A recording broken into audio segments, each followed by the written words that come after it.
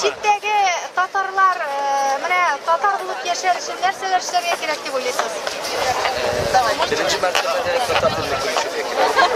Ondan sonra bizim tüm bulurga bilirge gerek.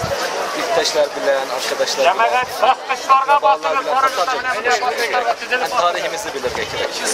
Sizin onda yaşarışı mümkünlükler var mı? Yaşlarınız aktif mi? Yaşlarımız aktif değil. Bizim evilerimiz, babalarımız aktif ediyor. Yaşlaşlar aktif değiller. Aktif bulurga iş.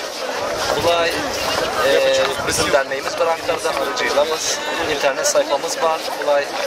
Bulay aktif bulurga iş. Bütün Tatar gençlerine bulunan malaylara, gençlere bir yükselme ediyoruz.